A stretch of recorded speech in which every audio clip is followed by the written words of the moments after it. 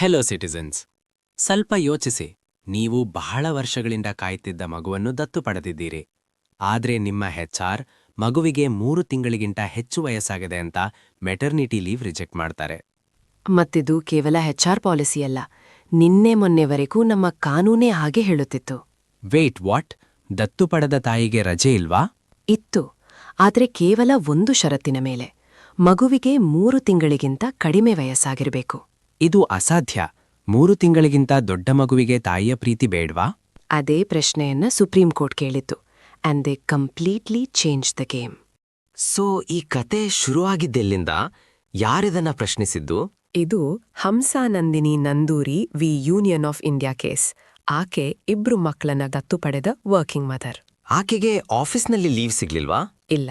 Code on social security 2020 section 64 ಪ್ರಕಾರ 12 weeks adoption maternity leave ಸಿಗ್ಬೇಕು ಅಂದ್ರೆ ಮಗು 3 ತಿಂಗಳಿಗಿಂತ ಸಣ್ಣದಿರಬೇಕು ಅಂತ ಇತ್ತು. ಹೋಲ್ಡ್ ಆನ್, 4 ತಿಂಗಳು ಅಥವಾ 2 ವರ್ಷದ ಮಗು ದತ್ತು ಪಡೆದ್ರೆ ಕಥೆ ಏನು? 0 ಲೀವ್. ಇದು ಎಷ್ಟೊಂದು ಅಮಾನವೀಯ ಅಲ್ವಾ? ಹಾಗಾಗಿ ಆಕೆ ನೇರವಾಗಿ ಆರ್ಟಿಕಲ್ 32 ಅಡಿ ಸುಪ್ರೀಂ ಕೋರ್ಟ್ಗೆ PIL ಹಾಕಿದ್ರು.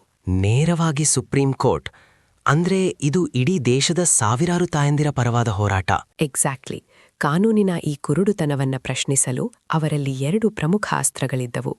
ಮೊದಲನೇದು ಆರ್ಟಿಕಲ್ 14, ರೈಟ್ ಟು ಇಕ್ವಾಲಿಟಿ. ಇಲ್ಲಿ ಸಮಾನತೆ ಹಕ್ಕು ಹೇಗೆ ಬರುತ್ತೆ? ಸಣ್ಣ ಮಗು ದತ್ತು ಪಡೆದವರಿಗೊಂದು ನ್ಯಾಯ, ದೊಡ್ಡ ಮಗು ದತ್ತು ಪಡೆದವರಿಗೊಂದು ನ್ಯಾಯನಾ? ಮೆಟರ್ನಿಟಿ ಲೀವ್ ಅಂದ್ರೆ ಬರೀ ಫಿಸಿಕಲ್ ರಿಕವರಿ ಅಲ್ಲ. ಹೌದು, ಅದೊಂದು ಇಮೋಷನಲ್ ಜರ್ನಿ. ಹೊಸ ಮಗುವಿನ ಜೊತೆ ಬಾಂಡಿಂಗ್ಗೆ ಸಮೀರಬೇಕು ತಾನೆ. You hit a nail on the head. Court ಕೂಡ ಇದನ್ನೇ ಹೇಳಿದ್ದು. Maternity leave is for emotional integration. ಖಂಡಿತ. ಒಂದು ಹೊಸ ಮನೆಗೆ ಬಂದ ದೊಡ್ಡ ಮಗುವಿಗೆ ಆ ಬಾಂಡಿಂಗ್ ಇನ್ನೂ ಹೆಚ್ಚು ಬೇಕಾಗುತ್ತೆ. ಅದಕ್ಕೆ ಸುಪ್ರೀಂ ಕೋರ್ಟ್ ಈ ಕಾನೂನನ್ನು ಅಂಡರ್ ಇನ್ಕ್ಲೂಸಿವ್, ಅಂದರೆ ಬೇಕಾಬಿಟ್ಟಿ ತಾರತಮ್ಯ ಮಾಡುವ ಕಾನೂನು ಅಂತ ಹೇಳಿತು. That make sense. ಎರಡನೇ ಅಸ್ತ್ರ ಯಾವುದು? ಅಲ್ಲಿಯೇ ಸುಪ್ರೀಂ ಕೋರ್ಟ್ನ ಬ್ರಿಲಿಯಂಟ್ ಡಿಟೆಕ್ಟಿವ್ ವರ್ಕ್ ಇರೋದು. ಅವರು JJ ಆಕ್ಟ್ 2015 ಅಂದ್ರೆ ಜುವೆನೈಲ್ ಜಸ್ಟಿಸ್ ಆಕ್ಟ್ನ ಟೈಮ್ಲೈನ್ಸ್ ನೋಡಿದ್ರು. ಲೇಬರ್ ಲಾ ಕೇಸ್ನಲ್ಲಿ JJ ಆಕ್ಟ್ ಯಾಕೆ ಬಂತು? ಭಾರತದಲ್ಲಿ ಒಂದು ಮಗುವನ್ನು ಲೀಗಲಿ ಫ್ರೀ ಫಾರ್ ಅಡಾಪ್ಷನ್ ಅಂತ ಘೋಷಿಸಲು ಕನಿಷ್ಠ 2 ರಿಂದ 4 ತಿಂಗಳು ಬೇಕು. ವೇಟ್. ಅಂದ್ರೆ 3 ತಿಂಗಳ ಒಳಗಿನ ಮಗುವನ್ನು ಲೀಗಲಿ ದತ್ತು ಪಡೆಯುವುದು mathematically impossible. Oh my God, I had no idea. ಇದನ್ನೇ ಕೋರ್ಟ್ ಸ್ಟ್ಯಾಚ್ಯೂಟರಿ ಅನ್ವರ್ಕಬಿಲಿಟಿ ಅಂದಿದ್ದು. ಪೇಪರ್ ಮೇಲೆ ನಿಮ್ಗೆ ಹಕ್ಕಿದೆ, ಆದ್ರೆ ರಿಯಲ್ ಲೈಫ್ನಲ್ಲಿ ಅದು ಶೂನ್ಯ. ಅಂದ್ರೆ ಸರ್ಕಾರ ಹಕ್ಕನ್ನು ಕೊಡೋ ತರ ಮಾಡಿ ಕಸಿದ್ಕೊಳ್ತಿತ್ತು. ಹೌದು.